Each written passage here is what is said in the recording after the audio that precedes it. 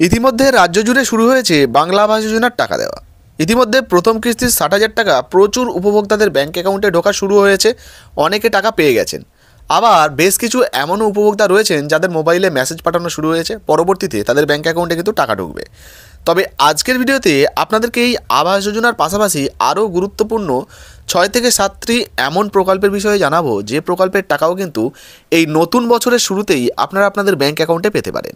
তো বর্তমানে কোন কোন প্রকল্পের টাকা এই জানুয়ারি মাস থেকে আপনাদের ব্যাঙ্ক অ্যাকাউন্টে দেওয়া হবে, কারা কত টাকা করে পেতে পারেন, কোন প্রকল্পে পাবেন, সমস্ত কিছু এক এক করে জানাবো। তাই ভিডিওটা একটু স্কিপ না করে পুরো দেখুন। আপনি যদি আমাদের চ্যানেলে নতুন আসেন, অবশ্যই চ্যানেলটিকে সাবস্ক্রাইব করে পাশের বেল আইকনটিকে অন করে রাখবেন এই ধরনের গুরুত্বপূর্ণ ভিডিও সবার আগে পাওয়ার জন্য। ফেসবুক থেকে দেখলে পেজটা ফলো করতে ভুলবেন না। চলুন শুরু করা যাক।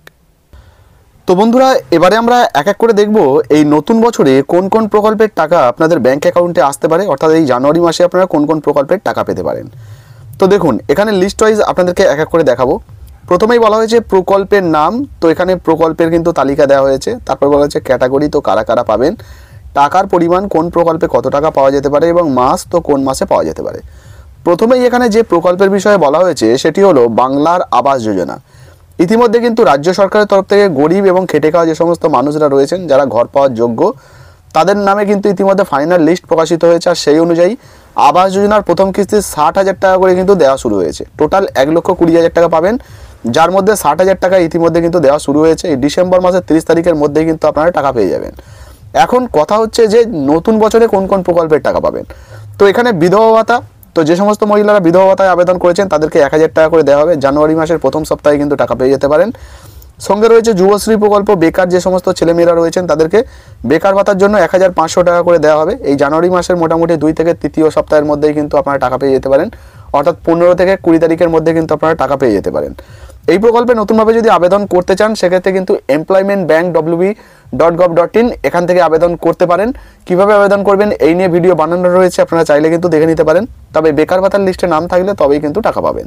এরপরের যে প্রকল্পের বিষয়ে জানাচ্ছি সেটি হলো লক্ষ্মীর ভাণ্ডার প্রকল্প। তো এই প্রকল্পটা কিন্তু পশ্চিমবঙ্গের জনপ্রিয় প্রকল্প। মূলত মহিলাদেরকে এই প্রকল্পে টাকা দেওয়া হয়।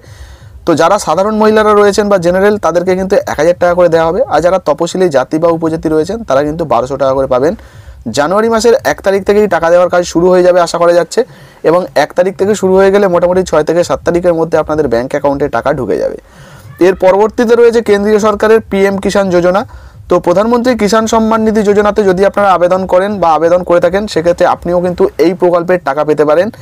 ২,০০০ টাকার একটা কিস্তি কিন্তু জানুয়ারি মাসের শেষের দিকে আপনাদের ব্যাঙ্ক অ্যাকাউন্টে ঢুকতে পারে। পুরুষ মহিলা সবাই কিন্তু এখানে টাকা পাবেন, যারা যারা আবেদন করেছেন।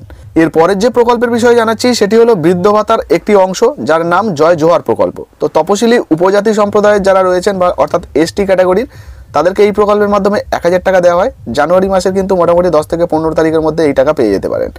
একইভাবে তপশিলি বন্ধু প্রকল্পেও কিন্তু একইভাবে ৬০ বছরের ঊর্ধ্বে যাদের বয়স হয়ে গেছে, যারা এই বার্ধক্য ভাতার জন্য আবেদন করেছেন, ১,০০০ টাকা তাদেরকে দেওয়া হতে পারে। জানুয়ারি মাসের মোটামুটি ১০ থেকে ১৫ তারিখের মধ্যে টাকা পেয়ে যেতে পারেন। সেই সঙ্গে রয়েছে পুরোহিত ভাতা। সংখ্যালঘু যে সমস্ত পুরোহিতরা রয়েছেন, যারা কোনো মন্দিরে বা কোনো জায়গায় পুজো অর্চনা করেন, তাদেরকে এই প্রকল্পের মাধ্যমে ১,৫০০ টাকা করে দেওয়া হবে। এরাও কিন্তু জানুয়ারি মাসের ১২ থেকে ১৮ তারিখের মধ্যে টাকা পেয়ে যেতে পারেন। এছাড়া রয়েছে মানবিক প্রকল্প। প্রতিবন্ধী যে সমস্ত ভাই বোনেরা রয়েছেন, তাদেরকে এই প্রকল্পের মাধ্যমে ১,০০০ টাকা করে ভাতা দেওয়া হয়। জানুয়ারি মাসের মোটামুটি 10 থেকে ২০ তারিখের মধ্যে কিন্তু এই প্রকল্পের টাকাও আপনাদের ব্যাঙ্ক অ্যাকাউন্টে চলে আসতে পারে। এছাড়া রয়েছে ইমাম ভাতা, যেখানে ৩,০০০ টাকা করে কিন্তু সংখ্যালঘু ইমামদেরকে দেওয়া হবে। আর জানুয়ারি মাসেই আপনারা টাকা পেয়ে যেতে পারেন। সঙ্গে শিল্পী ভাতার ১,০০০ টাকাও কিন্তু এই জানুয়ারি মাসের আপনাদের ব্যাঙ্ক অ্যাকাউন্টে ঢুকে যেতে পারে। তো বুঝতে পারছেন, এই ৮ থেকে ৯টি প্রকল্পের টাকাই নতুন বছরে কিন্তু আপনারা পেতে পারেন। তো বর্তমানে এই সমস্ত প্রকল্পগুলির মধ্যে কোন প্রকল্পে আপনি আবেদন করেছিলেন, অবশ্যই নিচে কমেন্ট বক্সে কমেন্ট করে জানাবেন, বা আবেদন করে রেখেছেন জানাবেন। ভিডিও ভালো লাগলে ভিডিওতে একটি লাইক দিয়ে ভিডিওটা ফেসবুকে হোয়াটসঅ্যাপে বেশি বেশি করে শেয়ার করবেন। আর ফেসবুক থেকে যদি দেখেন তাহলে আমাদের পেজটা ফলো করতে ভুলবেন না। ধন্যবাদ।